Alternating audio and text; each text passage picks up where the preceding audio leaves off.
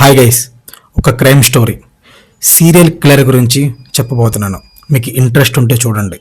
అది ముంబై 1950.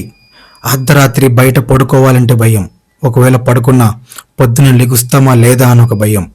ఇంత భయం క్రియేట్ చేసింది అటు పోలీస్ డిపార్ట్మెంట్కి ఇటు మనుషులకి ఒకే ఒక్కడు, Raman Raghav, the serial killer. Records ప్రకారం అతనికి ఊరు లేదు, అడ్రస్ లేదు, ఒక ఉద్యోగం లేదు, ఒక ఇల్లు లేదు. రోడ్డు మీద అర్ధరాత్రి ఎవరు పడుకుంటే వాళ్ళని, ఎవరు దొరికితే వాళ్ళని పెద్ద రాయి పెట్టి కానీ ఐరన్ రాడ్ పెట్టి కానీ కొట్టి చంపేవాళ్ళు. రికార్డ్స్ ప్రకారం ఆయన చంపింది 20 మందిని, కానీ అన్అఫీషియల్గా ఈ కౌంట్ 50కి పైగా ఉందని చెప్పి అప్పుడున్న ఆఫీసర్స్ చెప్పేవాళ్ళు.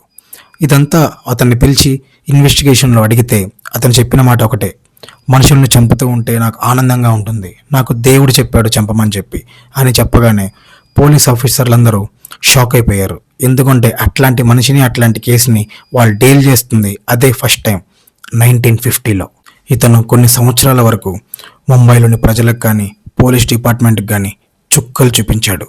ఏ మర్డర్ ఎప్పుడు ఎక్కడ ఎలా జరుగుతుందో కూడా ఒక చిన్న క్లూలు కానీ అవన్నీ తెలియనీయకుండా పక్కడ్బందీగా ప్లాన్ చేసేవాడు. వాడే Raman Raghav, the serial killer. ఇలాంటి క్రైమ్ స్టోరీస్, ఒరిజినల్ స్టోరీస్ ఇంక మన ఛానల్లో వస్తూనే ఉంటాయి. ఫాలో కొట్టాయి, లేకపోతే వాడు నిన్ను కూడా చంపేస్తాడు.